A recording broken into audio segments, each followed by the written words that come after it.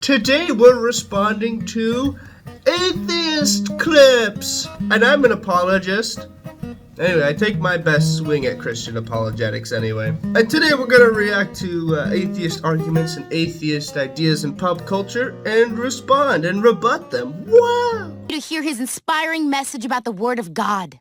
Again, Meg? You know, I think it's wonderful you found something to have faith in, but there's such a thing as moderation. You hear what Lois says there? I'm glad you have faith in something, but everything comes in moderation. There's a quote from C.S. Lewis in the Screwtape Letters that says, "All extremes are to be encouraged, except extreme devotion to God." I'm an atheist. What's that? I don't believe in God. What? Brian?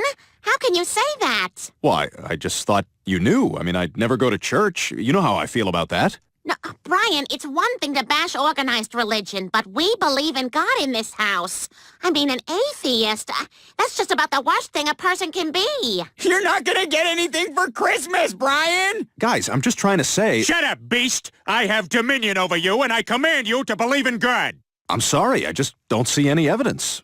I mean, look at the Hubble telescope. It's discovered untold wonders of a vast, unexplored universe, but not one picture of a guy with a beard sitting around on a cloud.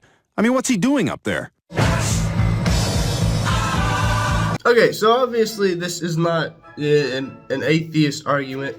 This is a joke for TV. And by the way, I've seen almost every Family Guy episode ever. Hey, Peter. This is one of my favorite arguments recently because I find it very interesting. So Brian says, I just don't see any evidence. And so to someone from the atheist perspective, asking for evidence of God's existence, the first thing you want to do is ask, what kind of evidence are you looking for? Because a lot of the arguments that apologists put forward, they'll rebut by saying, that's not evidence, that's an argument. So sometimes they're looking for some kind of physical, tangible evidence. And so, I mean, for one thing, you can put forward the historical evidence for the physical Jesus Christ, but we'll not go down that rabbit hole today. But say, for example, I am hunting a deer, right? And I'm hunting the deer in the snow or the mud.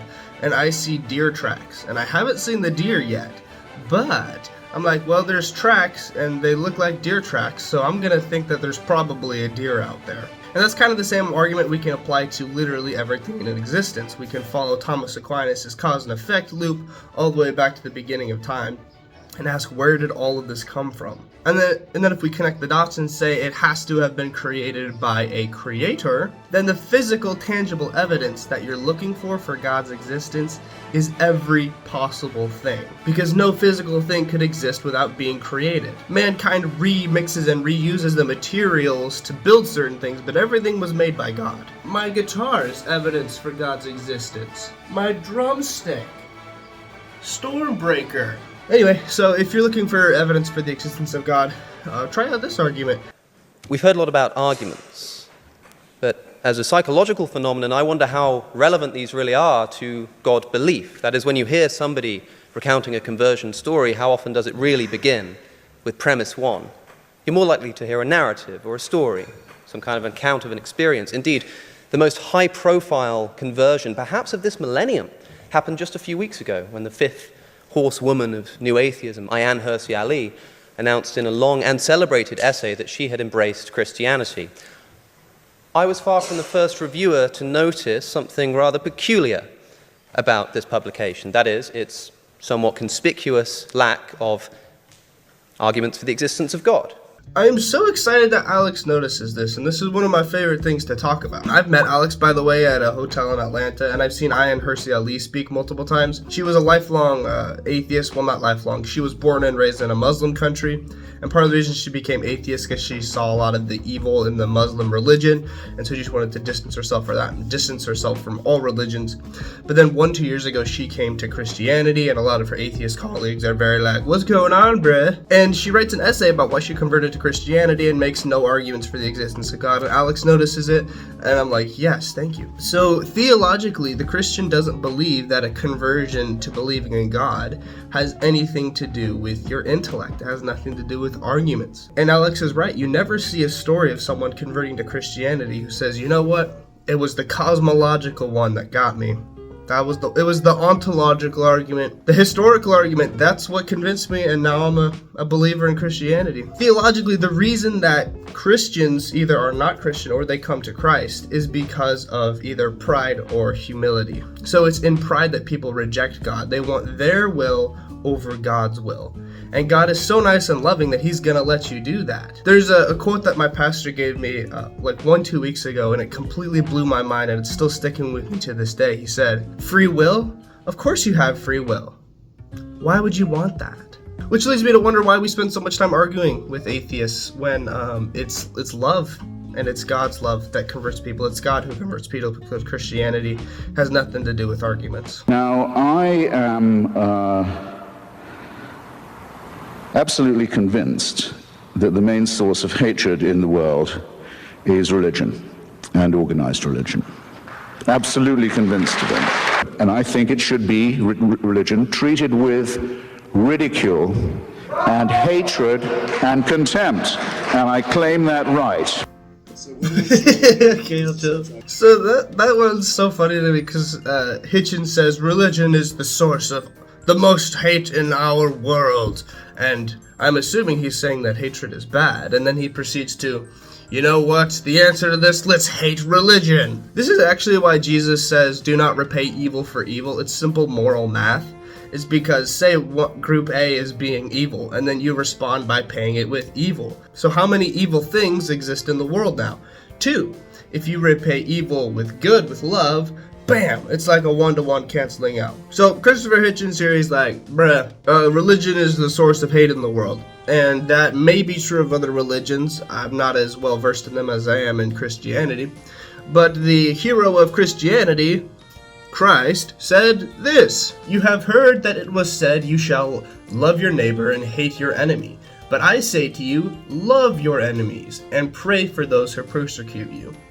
So Christianity does not teach hatred at all. So Christopher Hitchens' argument may be true of other religions, but it's just not true of Christianity, and he should know that. Probably how he would respond to that if he were still around is he would say, well, Christians still do hateful things. Look at the Crusades. And again, I don't know enough about the Crusades, but I know enough about human nature to know that people will still do hateful things despite Jesus telling them not to do them. But that's like a category area. I don't remember the fallacy that this is called, but it's like, for example, if I found a person who was a Democrat and this Democrat murdered his wife, and then I said, all Democrats, their whole position is evil. Any Democrat would say, that guy's not part of my group. We don't teach murdering wives. That's not a part of our philosophy. And Christians do this all the time. They contradict Jesus' wisdom, and they do their own will, and then we conflate that with the teachings of Christ himself. And doing the opposite of what we're told to do, doing the opposite of what's good to do, is human nature, not Christian nature. Ask any atheist, because they probably won't like the word sins, but ask them if they have any regrets. Which means if they've done something that in hindsight they realize they should not have done. Of course, everyone has regrets, and that just means that we tend to contradict ourselves, and we do what we want to do, which ends up being evil instead of what we should do. But the Christians also have a solution to this problem, the fact that we do contrary to God's will, and it's that Jesus died on the cross for us. And if there's no other takeaway from the video, it's that Jesus died for you, and he's the GOAT. Another interesting one is just this image here. This is a famous quote from Hitchens, maybe his most famous. He says, "What can be asserted without evidence can be dismissed without evidence." And I kind of like to circle that one back around to my first point and say that I'm arguing that my evidence for God is every physical, tangible thing you can possibly get your hands on. That's my evidence for God's existence. I don't know where they get this idea. And on top of all of that, we have tons of really solid arguments for God's existence. And somehow you still get to the conclusion that Christians aren't putting forward any evidence, aren't putting forward any arguments. I think that would be true if Christians put forward no evidence, but it's just not true. If it was true, it would have 2 further implications.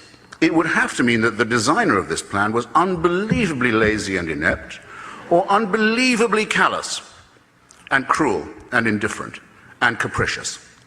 And that is the case with every argument for design and every argument for revelation and intervention that has ever been made. So Hitchens here, he presents only 2 conclusions to the problem of pain, and the problem of pain is the oldest question in the book. Keep in mind, it's not an argument about Christianity, it's a rebuttal and a pointing out of a possible internal contradiction in the Christian position. The Christian believes that God is omnipotent and benevolent, which means all good and all powerful. However, evil still exists. Evil is bad. Why would God allow evil if he's all powerful and could stop it, and he's all good and would want to stop it? And Hitchens only provides two possible outcomes for this reality that we witness. But there is a third, and it's that God's going to bring good, a greater good, out of pain. Say you go through the emotional pain of breaking up with your ugly girlfriend, and then you're just like, bro, I'm all torn apart, this is painful. And she's experiencing the same thing. She's like, this sucks, this is painful. But then give it some time, and both parties realize that that was the right choice for them. It hurt, but it was what they should have done because they ended up being better for it. And they find partners, respectively, who are better for them. This is an example of good, a greater good, coming out of pain.